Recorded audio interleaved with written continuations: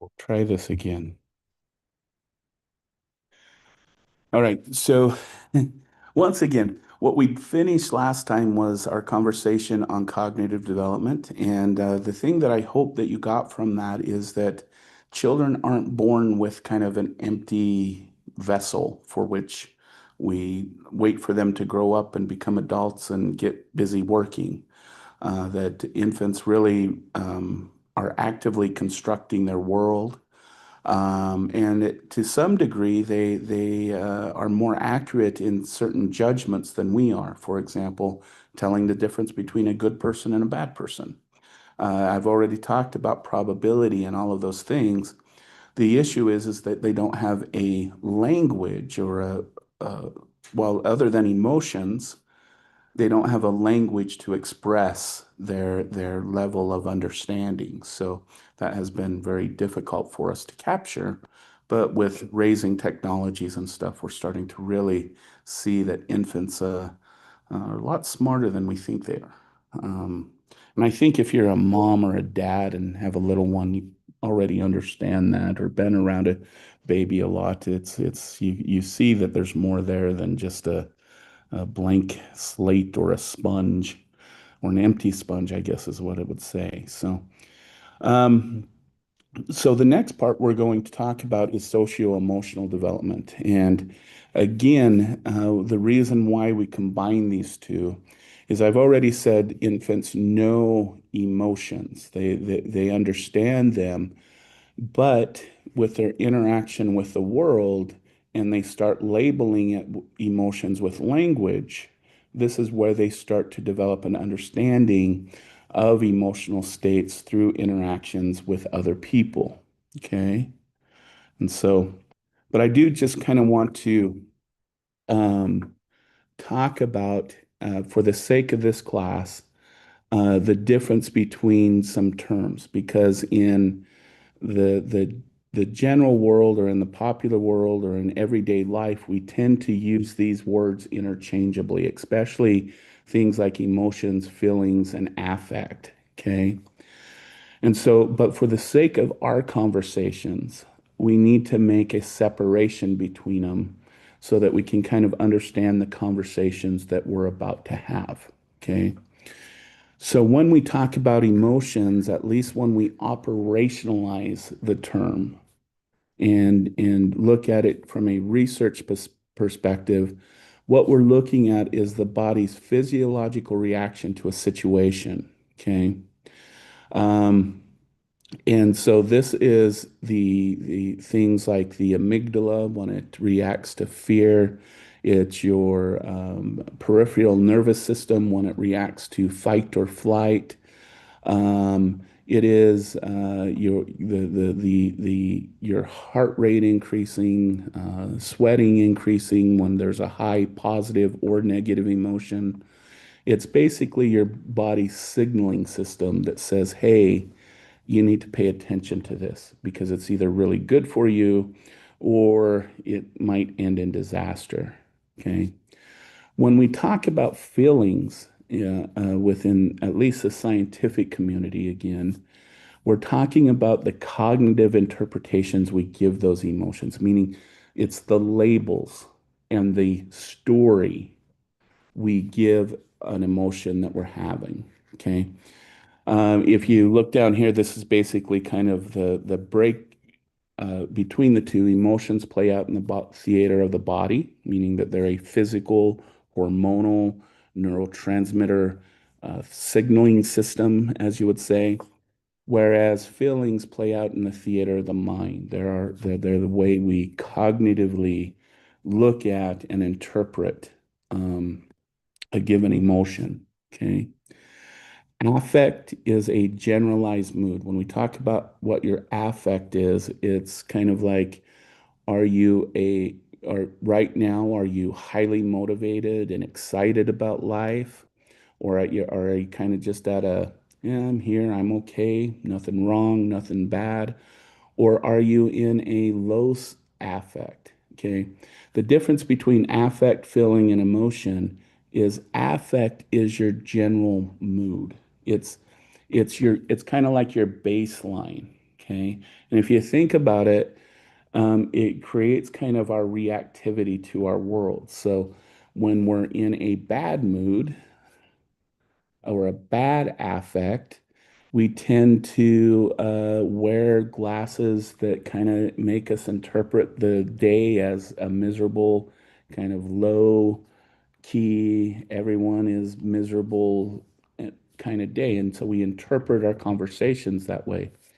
When we're in more of a better mood or better affect, we tend to put the rose-colored glasses, as they say, on, and we tend to see things in more of a uh, colorful way or an enjoyable way.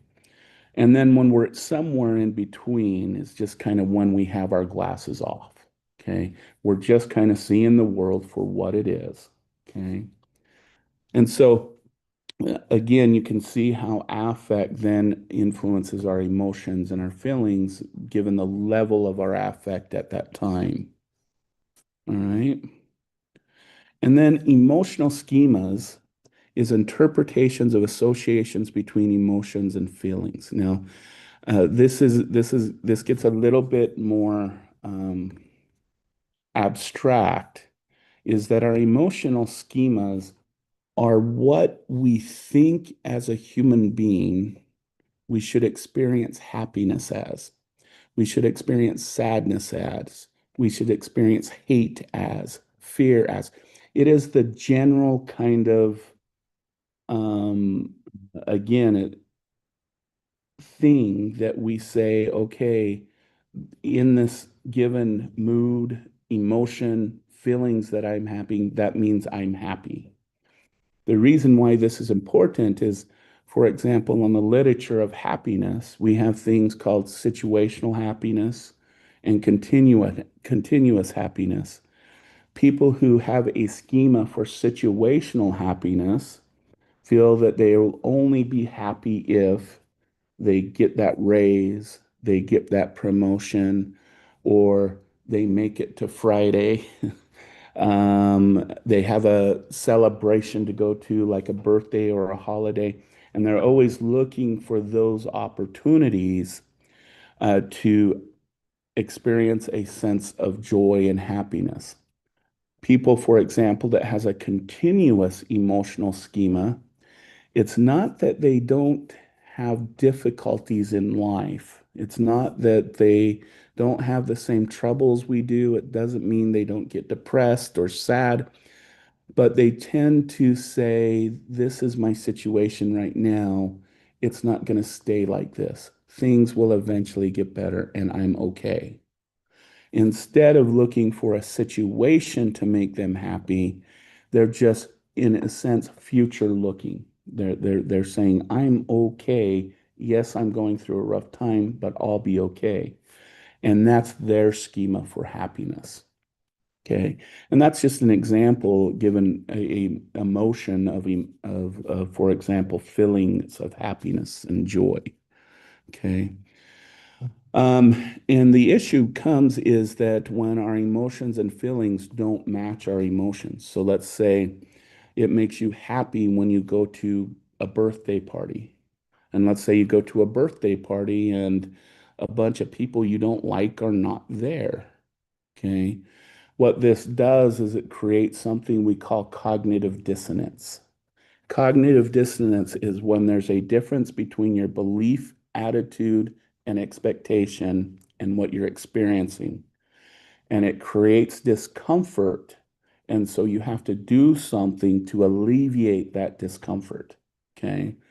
And so it might be leaving the situation, it might be justifying the situation. There's all kinds of ways to relieve cognitive dissonance, but it's a way to say, okay, I'm okay. Okay. So that's kind of how those interplay with each other. The reason why I say it's important to tell the difference between emotions and feelings is it's very easy in infancy and early childhood to mislabel an emotion. Okay.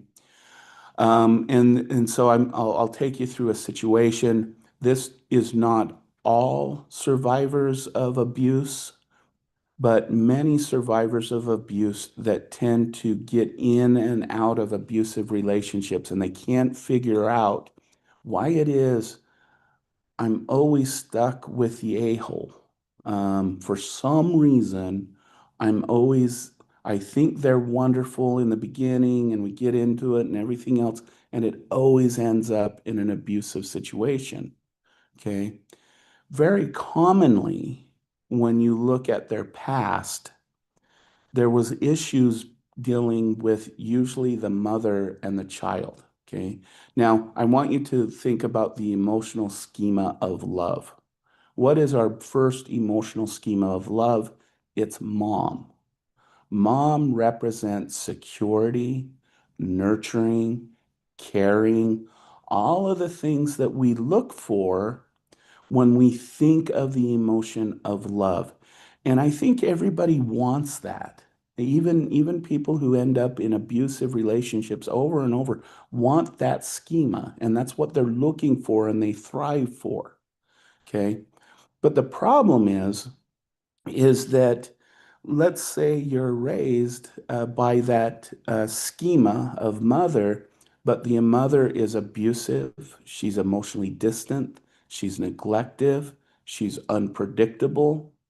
Okay. What does the little child start to do? They start to label the emotion of love, usually subconsciously or unconsciously, as abusive, unpredictable, controlling, hateful, all of those things that you think of when you think of an abuser.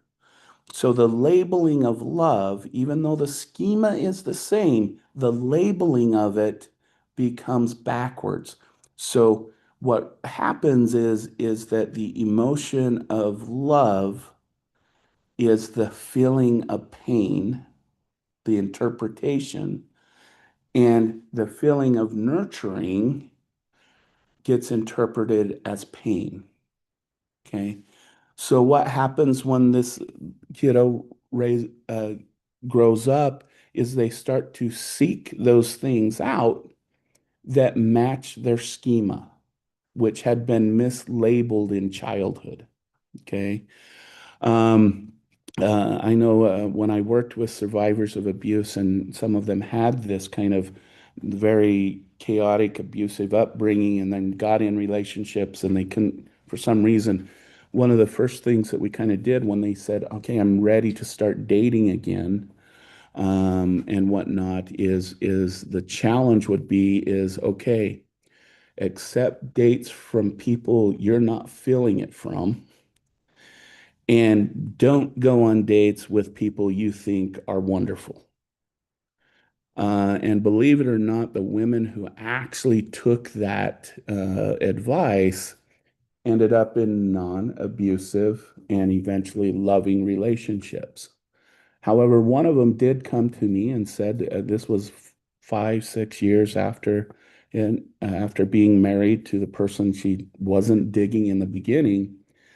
And she was honest. She says it took her about 2 years to fall in love because, as she put it, she had to rewire her brain to understand what that was providing was actual love and not the pain and the neglect that she expects. And so she said she never felt the passion that ooh, I'm in love feeling for about 2 years.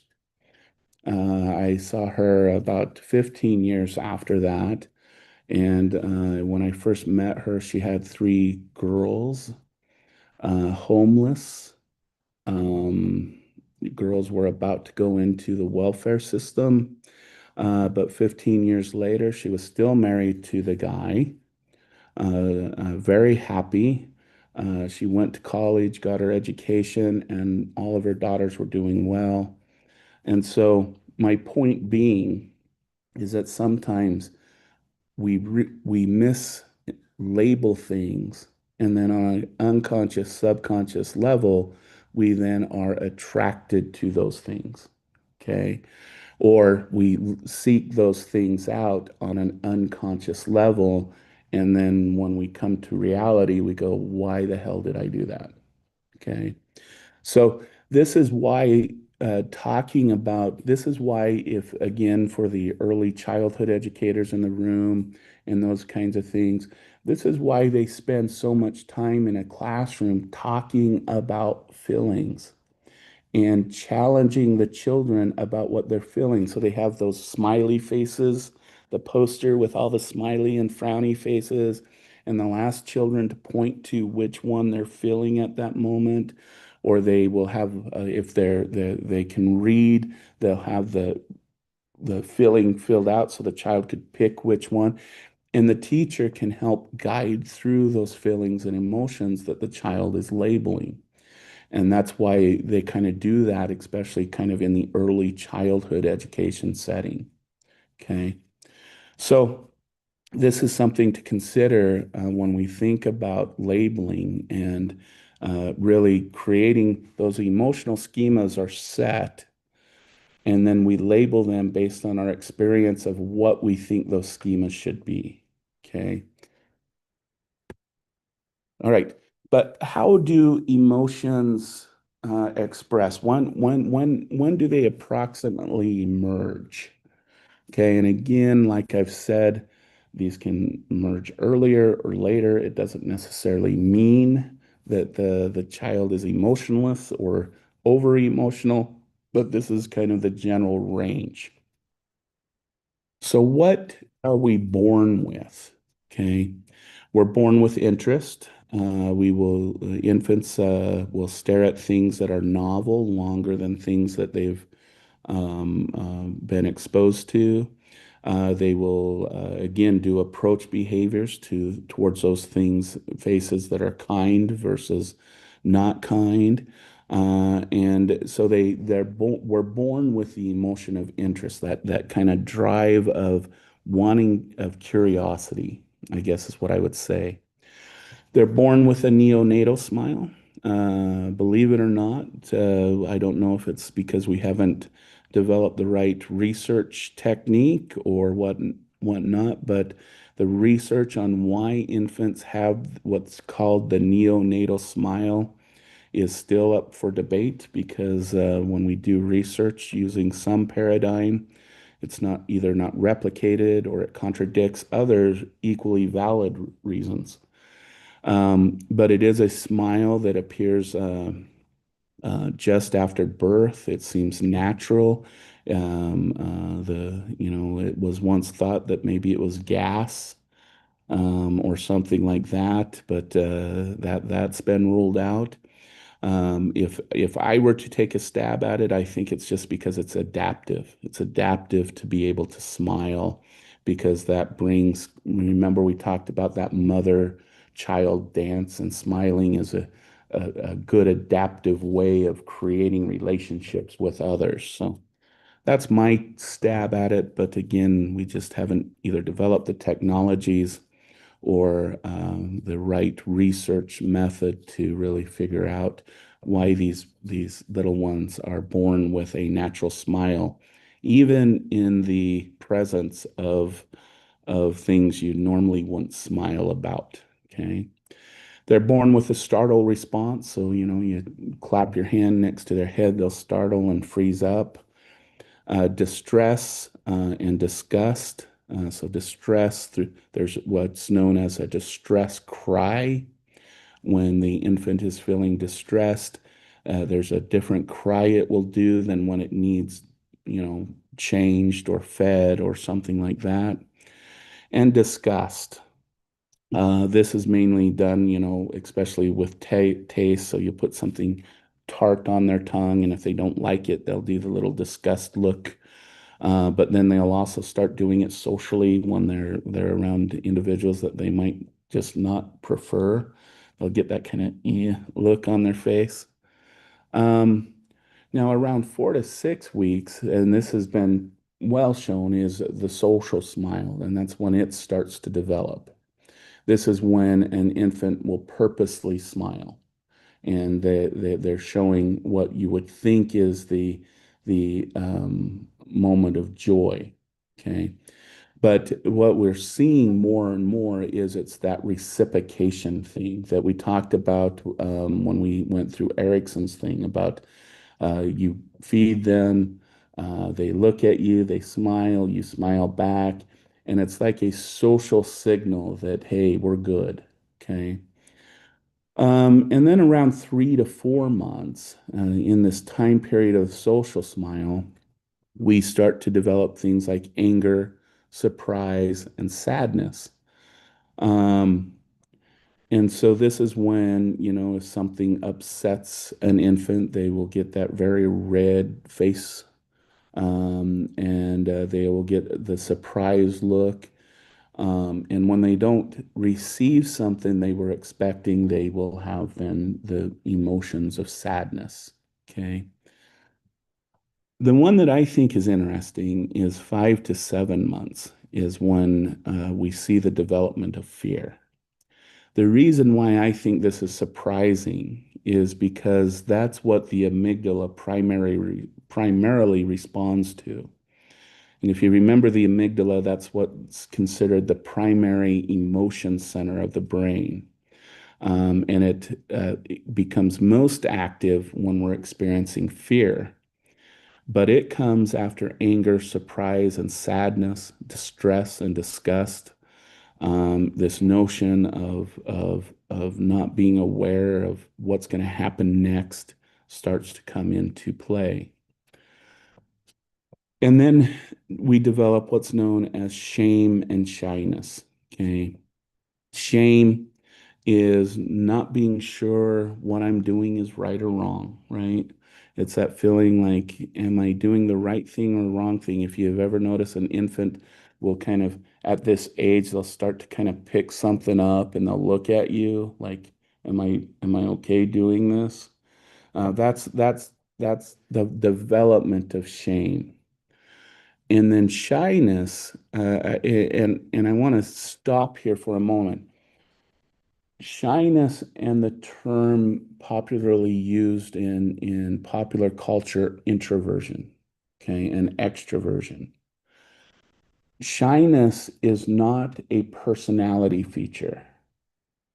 Introversion and extroversion are personality. Shyness is an emotion, okay? The difference between shyness and introversion, okay? Both of them tend to be more quiet, more reserved. They both have preferences of, for example, a coffee shop versus a club or a high social arena. Both of them tend to be thinkers. They like to think a lot and reflect a lot. But the difference between shyness and introversion is introverts are not scared of people. They have social skills. They also need to be around people. So they're the ones that if they do go to a club, they're more likely to sit at the booth and just kind of watch everybody. But they want to be there. Um, shy people, shyness comes out of fear and distress about being in social places. So a person who is shy fears social situations. Introverts don't. Okay, the difference. So if we were to kind of say this, what's the difference between introversion personality and extroversion personality? If we look at Carl Jung's original definition, it all comes from where you get your energy from. Okay. If you're mostly extroverted, and we're all somewhere in between, if you're mostly extroverted, for the majority of the time, you get energized and you get excited by interacting with people. That's where you do your best thinking. That's where you get all your energy. That's where you get all of your motivation. Okay. Introverts, on the other hand, get their energy and their excitement and their motivation through internal processing of information, usually in a more quiet, isolated place. Okay. That doesn't mean they don't like being around people or capable of around people, but that's where if they need to really think and make a decision, they need that space. Okay. Um, and so, in the example of you can be an introvert but still enjoy social situations, I think I'm probably the best example of that. Okay. My colleagues, after they teach a class and we're in the same office space, most of them get done teaching a class, especially if it's a real in-person class and they have a lot of people around and maybe that it was engaged.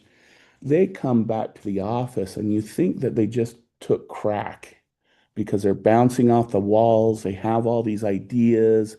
They're excited, they're motivated, and they're really, really energized. Why? Because probably naturally, most lecturers and teachers are more naturally extroverted because it's a social interaction than introverts.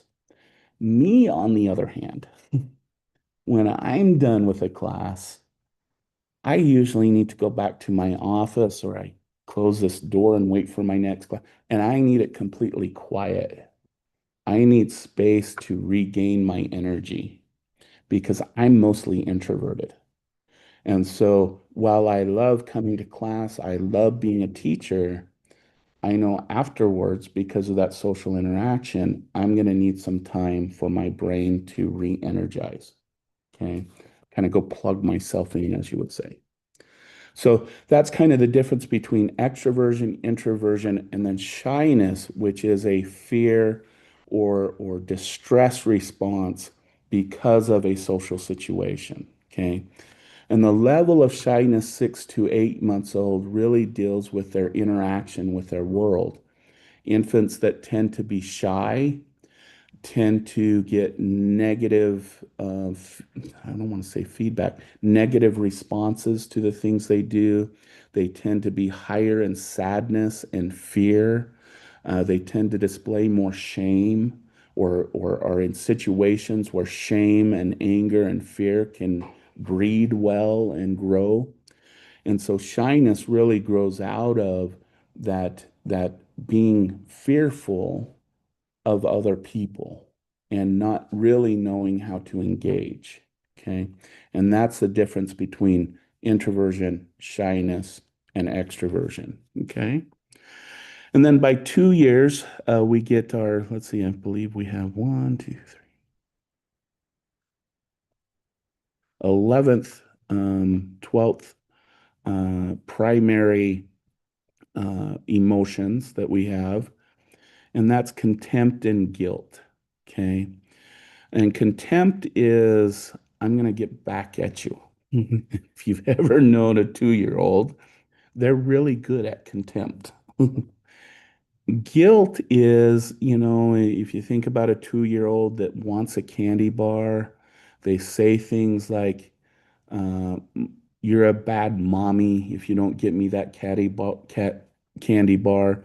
They're feeling guilt outwardly, but they also feel guilt inwardly, meaning that they feel like what they do is wrong. So when we go back to the shame, shame is when you're doing something you feel like you're a bad person.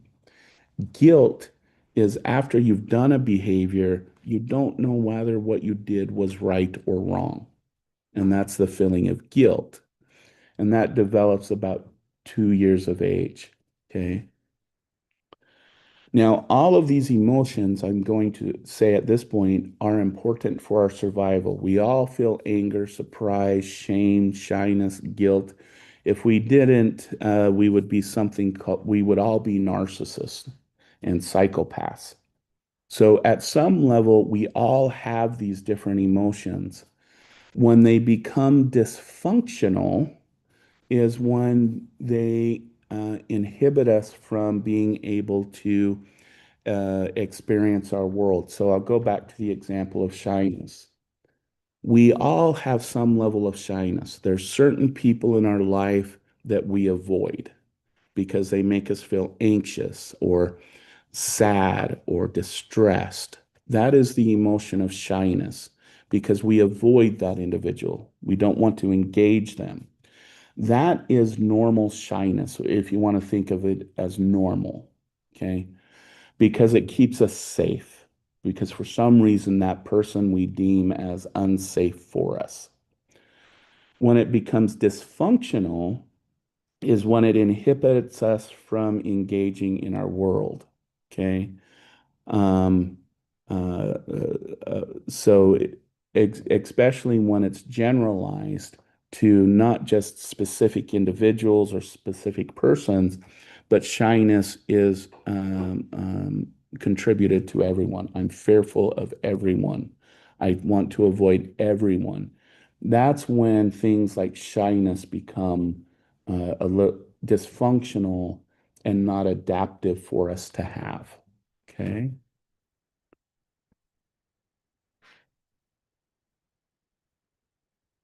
And then the other thing we start to develop in infancy, especially within the second year and then going into the third and fourth year, but it definitely starts to display around the third or fourth month with mom. Okay. And that's social referencing. And this is using reactions of others to determine how to react to ambiguous situation. So, um, my example that I often use in Psychology 101 is when we talk about how we use other people to inform us how we are. So in Psych 101, I talk about if we were all here in this classroom and doing this lecture, and all of a sudden I got up and jumped on a table and started dancing, which, trust me, I'm not going to do. What would you do? If I was recording you, most likely what you would do is look to your left and then look to your right, because what are you seeing? You're saying, is everyone else seeing this? And does everyone else have the same emotion that I'm having, that this is strange and abnormal? And so social referencing is using others to determine whether or not what we're experiencing is what we should be experiencing. And infants start to use this very early on. Okay. Empathy, this develops with empathy, which is sharing feelings of other people. Okay. And we're going to talk here in a minute about theory of mind and whatnot, where we'll get really into the basis of empathy. But empathy is when you're truly both physiologically and psychologically experiencing what another person is experiencing. Okay.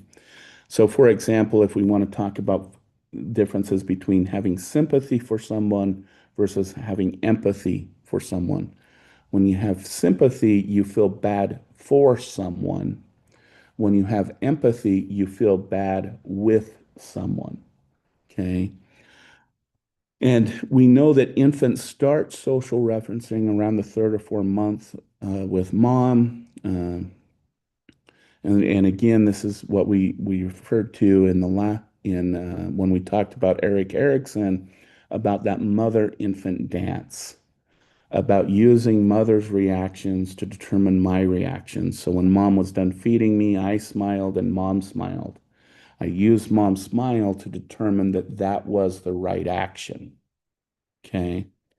So with social referencing, by about 24 months of age, and we can extend this based on cultural studies, it's usually around 24 to about 36 months of age. But here in the United States, it's pretty more common around 24 months. We start to develop what's known as theory of mind. Okay.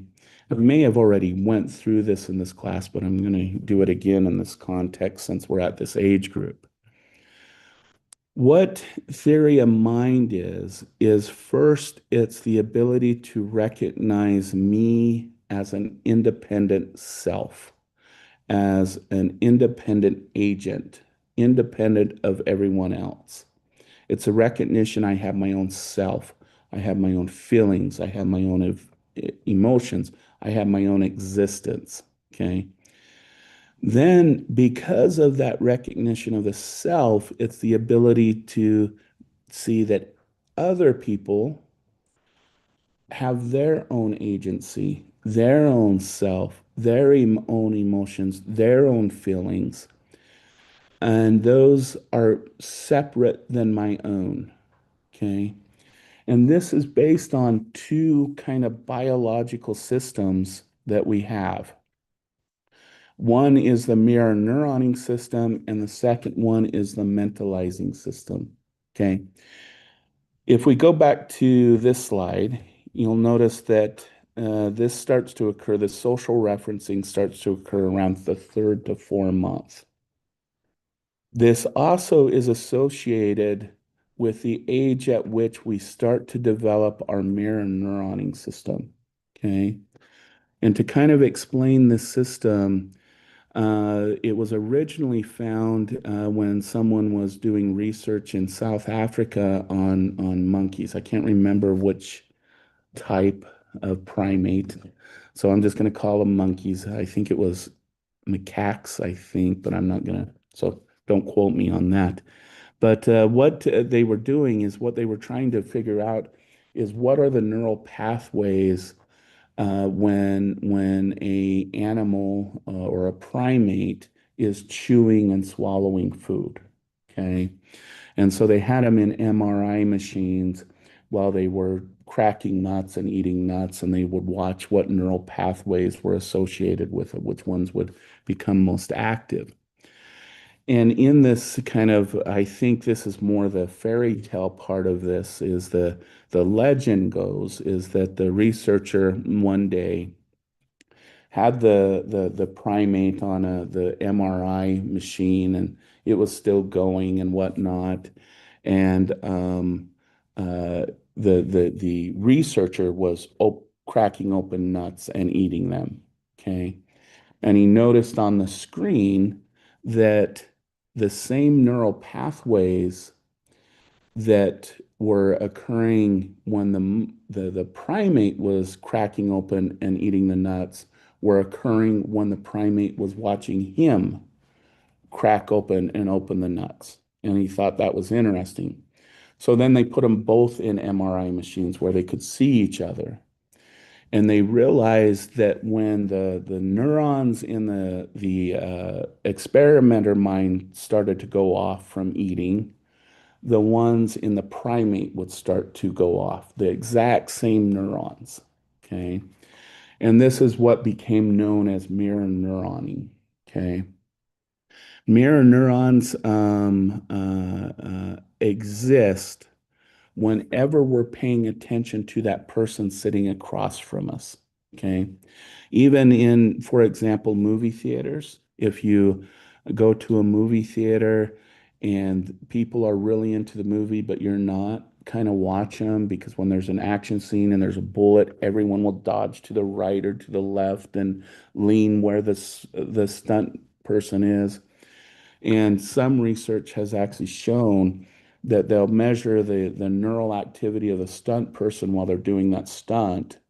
And then later on, even in the movie theater, they measure the neural activity of the person watching the film. And those same neurons in the stunt person's head, when they did that, start to fire in the person who is just viewing the film. Okay.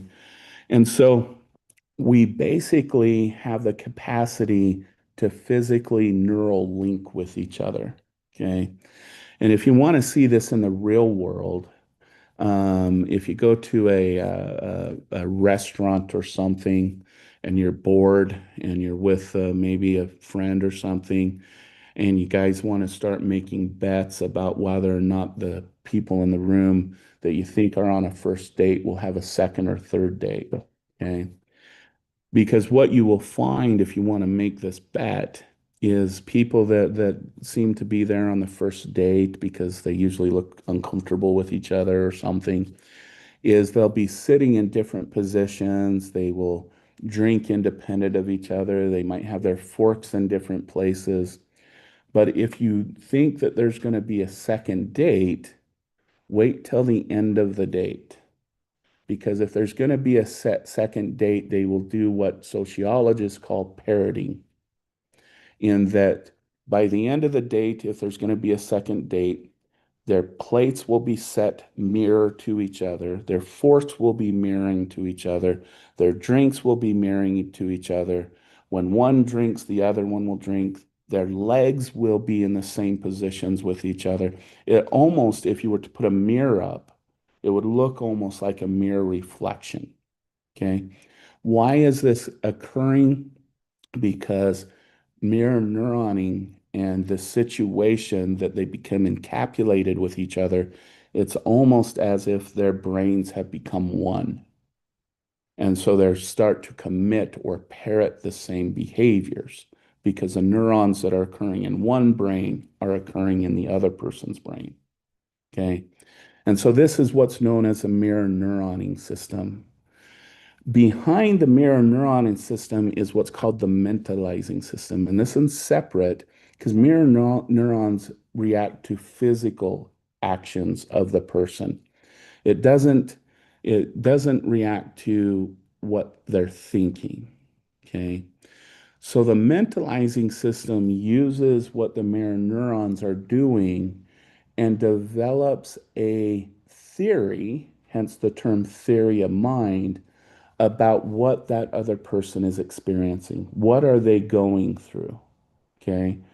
So you think about the person in the action scene who gets hit by a bullet, and you kind of feel that on your chest. You might feel a little tap if you're really connected with the movie.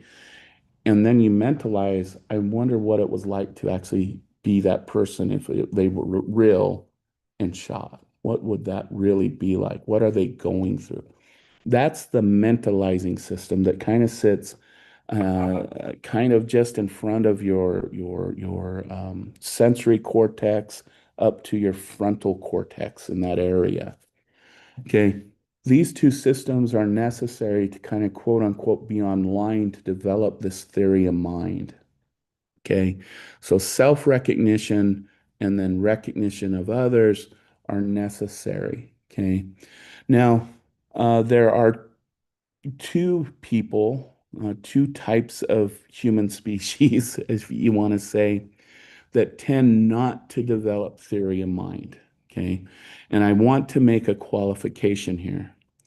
For the first group, it's not that all of them do, but about 60% of them don't develop theory of mind. And that's children with moderate to severe autism.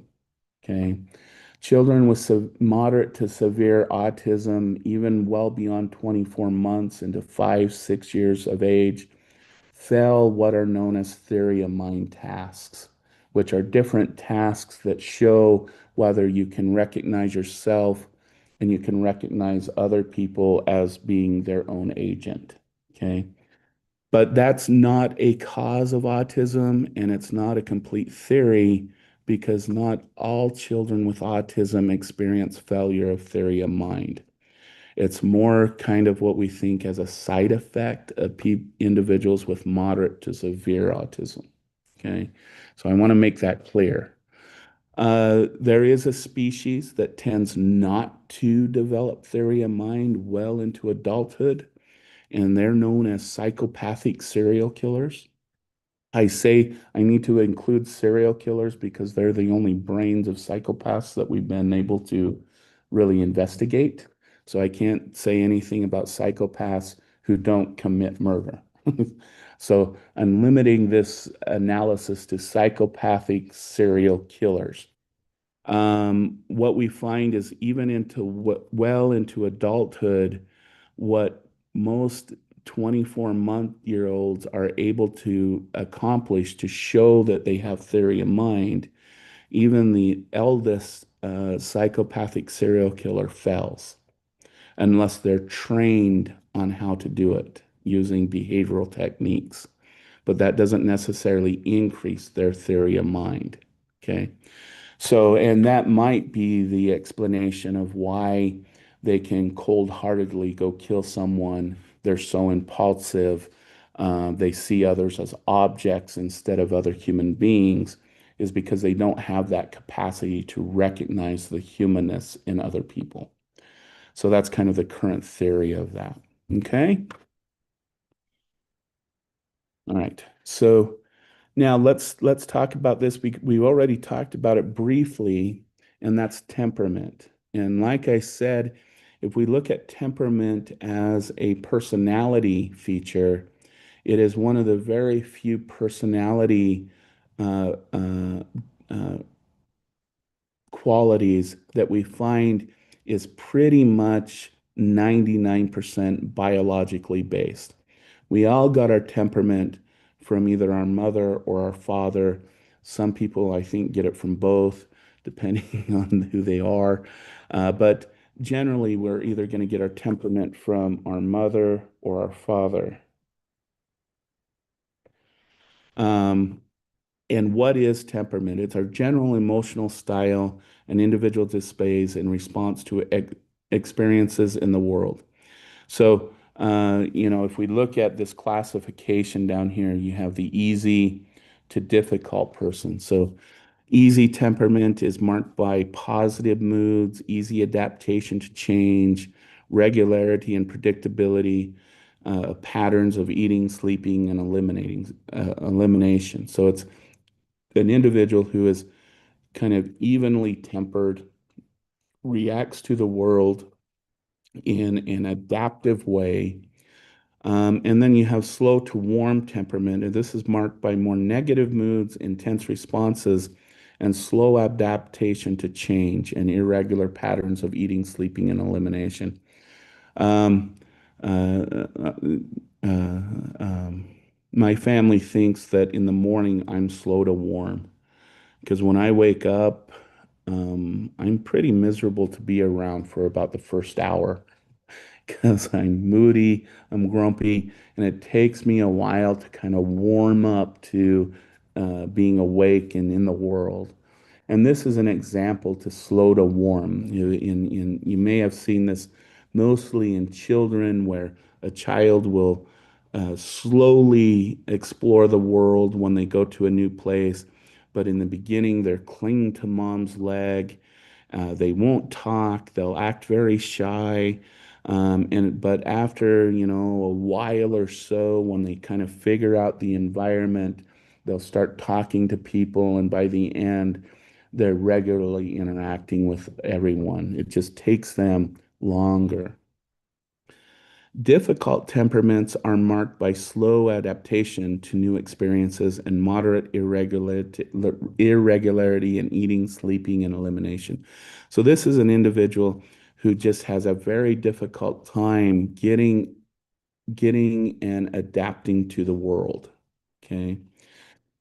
If you think about our conversation last time, this really has to do with emotional reactivity. So if you think about this easy temperament person, they're marked by people who can just take in information and evaluate it in the situation without necessarily putting an emotional tone to it until they feel like one is necessary. Okay. This person, if you remember the last time we talked about this, is an example of kind of the hothead. They're quickly reactive. They're the person that you can say just the most minute insult and they're blown angry. Okay. And then this person is somewhere in between. They're the apprehensive, feeling emotions up front, not sure of the situation, but over time, as they evaluate it and they figure out who's safe, who's not safe, who's there, they're okay. Okay. And I would argue that we're probably on a continuum somewhere in between all of these. Okay. Now,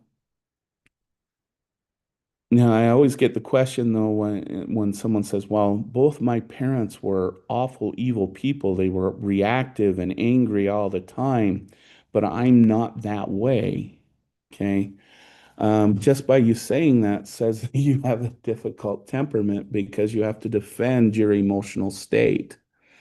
And I don't mean that as an insult. What I mean is as a compliment, because what you have done is you've learned coping mechanisms and adaptive skills that you can feel those emotions and you probably feel them intensely, but you've implemented psychologically, sometimes emotionally based coping skills to deal with that.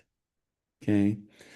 And so I want to give a compliment to those individuals who have both high temperament parents, but tend not to be, because you've truly taken that on and have learned to, again, take control of a bodily function and bodily experience to make yourself into who you want to be. So it's a compliment to those who are able to do that.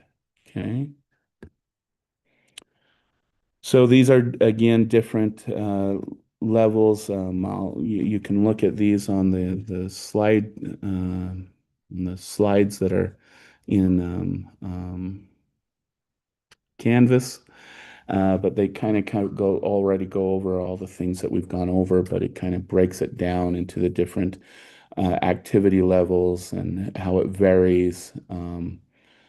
And whatnot as far as emotional and adaptive ranges. Okay. So our last topic in emotional social development, especially among infants, is the issue of attachment. Okay.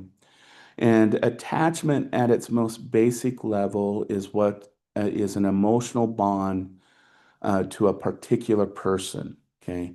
Most attachment studies have been done between the infant and what they consider as their secure base, which is either a primary caregiver, the person that is there the majority of the time, or the mother, the mom that birthed the infant, as you would say. And the reason why I say that is there's infants who use moms, whether they're a good mother or a bad mother, as a secure base, because that's what's available to the infant. So, for good or ill, that's what the infant will use. Okay. Parents are used as a secure base, as I just said, and the purpose is to allow the child to venture out and then be secure that when they get in trouble or they have problems, that that secure base will be there to help them out. Okay. I kind of want to go through some research. Some of it sounds pretty unethical in its venture, and others kind of help give us some definition of the different, what we call attachment styles. But this story really begins with a gentleman named Harry Harlow. Um, because what early theories of mom was, from Freud to the behaviorists, is basically mothers were viewed as, I'm going to use the word watering trough, that really the only purpose a mother has is to provide sustenance to their infant, that there is no necessity for an emotional and psychological bond. What we are there for is to provide the infant with nourishment, which is what the infant will become attached to. Whoever is there is the one they're going to be attached to. And I think if we think about modern culture, this is where the arguments of, well, the woman can breastfeed a child, so they'll never have a bond with a father because he's not capable of doing that. And what I would say to that is that's a very Freudian behaviorist attitude about attachment with children, that it's only about because mom can feed the baby, and so dad cannot have any special attachment unless he straps fake feeders on his chest and all of those kinds of things we see in the capitalist system that makes money off of that kind of attitude. But I just want to put that out there. Um, so that was the original theory. But there was a guy named Harry Harlow that came along, and he was like, you know what? I really think there's something more that goes on between an infant and its mother. There needs to be something more. So, in pretty unethical research, he he took newborn macaque monkeys and he put them in a cage where he had the choice between getting nourishment from basically a wire figure. I think there's pictures in here. No, I didn't put any in here. Dang it. If you can imagine just kind of a wire mesh type of chicken wired thing, but it's holding the milk, and it's holding the milk where a real mommy would feed the infant. Or he had another kind of statue or figure that was wrapped in terry cloth, was very comfortable and very warm. And what he found is that instead of going to the nourishment mom when it was frightened or it was scared, it would go to the terry cloth mom. In fact, over time, what happened, some of the baby macaque monkeys would get to the point that they would be to the point of starvation before they'd leave the terry cloth mom to go feed with the wire mom.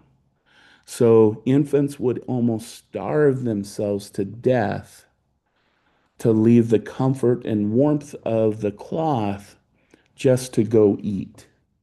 Okay. And Harry Harlow felt that this was strong evidence that there's more to the bond between a mother and an infant. So he decided to take it a step further. Okay. He took macaque monkeys at birth, and some were raised by the wire mom, meaning that it only held a bottle, very uncomfortable. It didn't really have the terry cloth mother. And then he had the control group, the infants that were born to mom, had the mom would hold it, feed it, all of the live mom, as you would say. Okay. Now, if Freud and the behaviorist was right, when that macaque monkey, because they were able to learn how to feed and all those, when they were introduced to the troop, the rest of the macaque monkey troop, they should be just fine. Both should adapt well. But what they found is that without even knowing which monkey was raised by the wire mom or the real mom, the macaques in the troop would instantly start bullying and beating up as if for some reason they knew that child macaque monkey wasn't raised right to that point, didn't have the experiences that they should have, without even knowing which mother raised the newly introduced macaque monkey. The other monkeys would start to bully it, beat it, and shame it out of the troop, but they would accept the macaque monkeys that were raised by the mother. Okay. And so what does that tell us about that? If you don't even know where the macaque monkey was raised, but you know which one you kind of think wasn't raised the way they should or had the experience you think they should have, and so you reject it and accept the one that you think was raised right, but you really don't know. What does that tell us about the importance of the bond between the infant and, in these days, we can say the caregiver? Okay. And it is, if we take this to human examples, we do know that children who have been raised in isolation, who've been raised in neglectful situation, there was and I apologize, I cannot remember the country, but during World War II, they had a huge population depletion. And so the government started to pay men and women to have children. They would pay for their birth and everything and give, the mother and father like $2,000, let's say. But that didn't necessarily mean that they had to raise the child. And so they had these huge 3, 4 story buildings filled with infants. And in a setting of, let's say, 100 infants, there was usually one caretaker. Okay. And when people went in there and found these infants, they were uh, covered in their own feces and decimated and all of these things. And even though they were infants and they had really good neuroplasticity, like we always always have in infancy, even with the best training programs and everything available at the time, many of these individuals committed suicide. Many of them lived in isolation. There's not a single case study that shows one was able to get in an intimate relationship and develop a family. They were often ended up in homeless situations and doing illegal things and those kinds of things, just like the macaque monkey that was raised by the wire mother. Okay, so there has to be more to this attachment thing, this holding thing and becoming close to an infant than just nourishment. And so Harlow developed what became known as the attachment process. Okay. And so he didn't come up with attachment styles. He kind of came up with how it works. Okay. And he came up with what's called pre-attachment, which happens from birth to 6 weeks. And so if we review some of the things that we've already gone through, by about the age of 6 weeks, we will notice that infants have preferences for mother skin colors, facial features, and accent of voice. Okay. And they will have preference for those and will avoid things that are different from mom's skin color, mom's facial features, and mom's accent. Okay. And after about 6 weeks, the infant's cry will actually start taking on the mother's accent. Okay. This is what we call joint attachment. And then around 6 weeks to about 6 to 8 months is when we get attachment in the making. This is often when we're introduced to new people. And this is where we start to develop things called stranger anxiety. That, okay, someone is in the room, they're not like mom.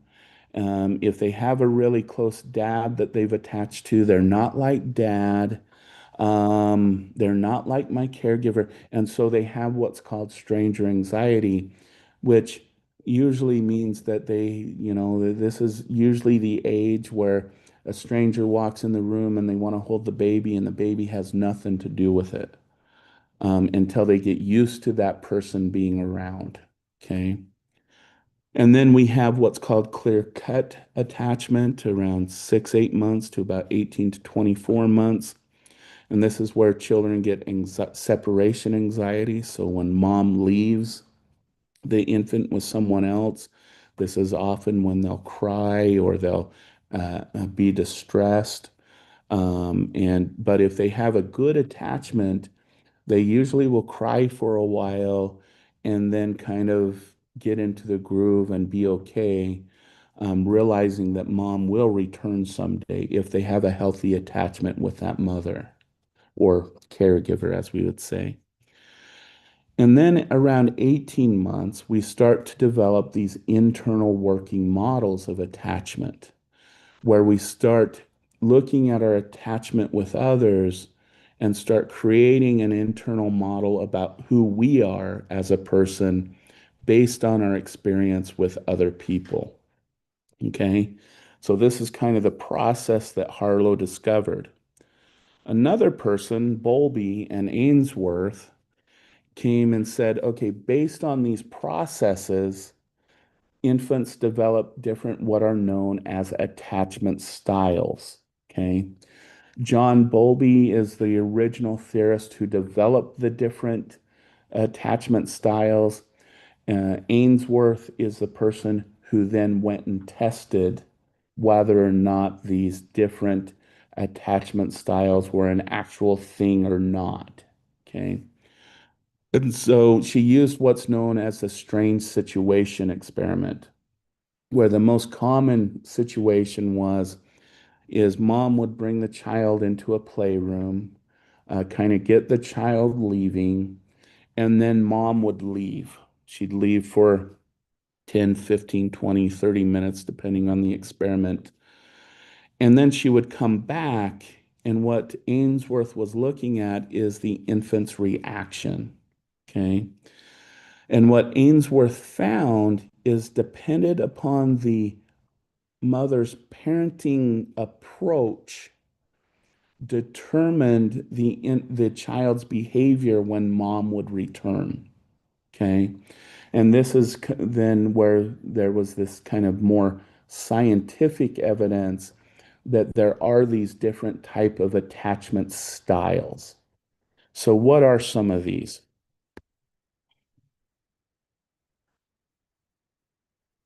Well, I will tell you on Tuesday. Okay.